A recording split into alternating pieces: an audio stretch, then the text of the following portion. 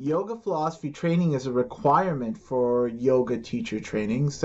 And that's because what people normally think of as yoga, the flow of postures or breathing, or perhaps concentration, usually called meditation, or clearing your mind, or there are several different variations on what people think of as yoga. But all of these are supposed to be applications of the philosophy of yoga, right? So when we practice yoga, we're intentionally trying to live by the philosophy of yoga. And so if you don't understand the philosophy of yoga, right, in a way you're not practicing yoga. You're just, assuming a posture or breathing or something.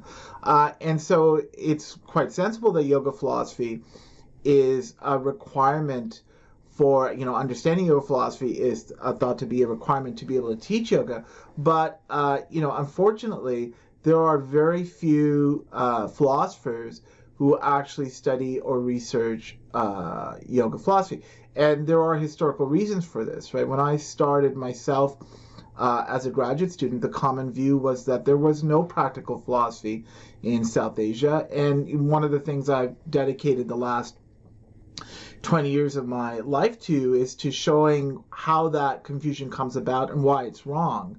And yoga has played a really important part in that research project. But given that so few scholars actually spend any time thinking about yoga, and then even amongst scholars who think about yoga, right, there are virtually no philosophers who do it.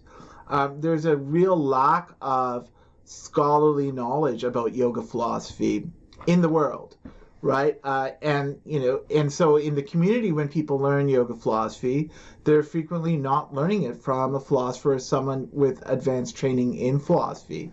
And so what often we learn when we think we're learning yoga philosophy is actually something else. And I will call that yoga philosophy. And I'll talk in another video about what the difference is between actual yoga philosophy and this thing people call yoga philosophy. But at any rate, given this void, I decided to found yogaphilosophy.com as a yoga school. So yoga philosophy provides 3 levels of support for people who are interested in learning more about yoga philosophy. So one level is completely free.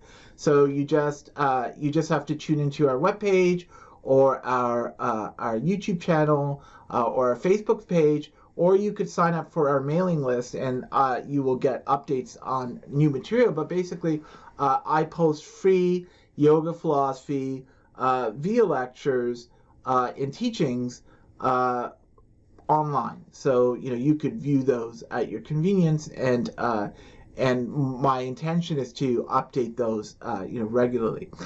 The second level of support that we offer for yoga philosophy training or learning is a subscription service that I call Yoga Philosophy Streaming. And so the idea behind Yoga Philosophy Streaming is that it's a monthly subscription. It's meant to be very inexpensive, and when you subscribe every month, you will get a new set of more in-depth yoga philosophy analysis of contemporary challenges that we all have to face as we practice yoga. And so it's not meant to be completely a kind of historical analysis of yoga philosophy, but really kind of a demonstration of how we can apply yoga philosophy to meeting the challenges that we have as practitioners of yoga.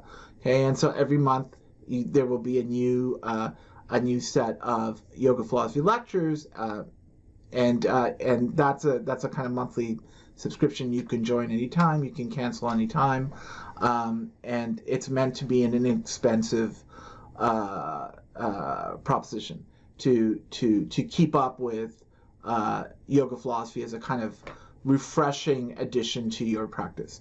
Okay, and then the final variety of yoga philosophy support that we provide are courses, and the courses are kind of in-depth, rigorous explorations of classical works of yoga philosophy.